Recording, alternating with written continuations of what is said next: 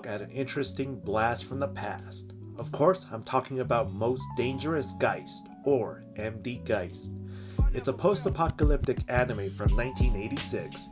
It was made by the obscure and now defunct studio Production Wave. It would be released by Central Park Media in 1992. It was Koichi Ohata's directorial debut. I'll be covering the original 1986 OVA. The 1996 director's cut version will be covered in the future when I talk about MD Geist 2 Death Force. The story of MD Geist takes place on the planet Jera. A civil war has broken out between the Jeran army and the Nexrum, a group of people who want to govern themselves independently apart from the Jeran government. The planet has fallen into turmoil and there has been many casualties.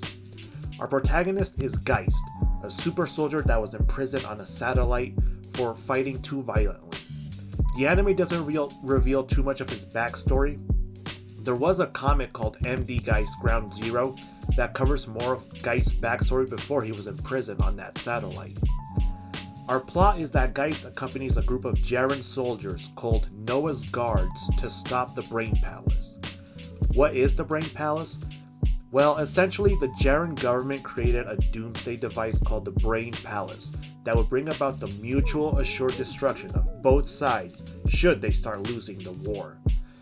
The only other notable characters are Vaya, a vixen who only picks the winning side, and Colonel Kreutz, a leader for the Jeran forces and Geist's former superior. Their relationship is expanded upon in the Ground Zero comics. There are plenty of action scenes that have a lot of variety. One action scene will see Geist fight the Nexrum army while on a motorcycle, while the final battle has him don his famous armor and go hand-to-hand combat against the Brain Palace's final striker. The ending for this anime is not that great, at least on the 1986 version. It just ends abruptly, and you don't see the consequences of Geist's action. The director cut version expands on the ending and is the best way to watch the ending for this story. The animation is not perfect. In fact, one of the reasons this anime is infamous is because of the many animation errors. While watching, there are moments where we can make out where these animation errors occur. You can point out where the cell repeats itself, that it has me thinking that they just move the cell up and down while recording it. These animations were smoothed out and improved for the director's cut version. According to Koichi Ohata, the animation errors were due to a disorganized production team. This is also a very gory anime, so just be prepared. Knowing that Ohata would later work on Genocyber, it's no surprise that gore would be in this anime and would have a lot of attention to detail. Let's talk about the sound. There are missing sound effects in this anime. While watching, you'll have moments where you're like, there should be an explosion sound effect happening here, but there isn't. These errors were corrected in the director's cut version. The original 1986 anime doesn't have an English dub. The original VHS tape was only subtitled. The director's cut from 1996 would have an English dub, but I've only heard bad things about it. That will be covered when I talk about MD Geist 2 Death Force. The soundtrack is a big highlight. It's amazing. It hits you with those strong 80s vibes. Seriously, the music in this anime is great. Many tracks from this make for great workout music. Aside from Merciless Soldier, I also really like Soldier of the Devil.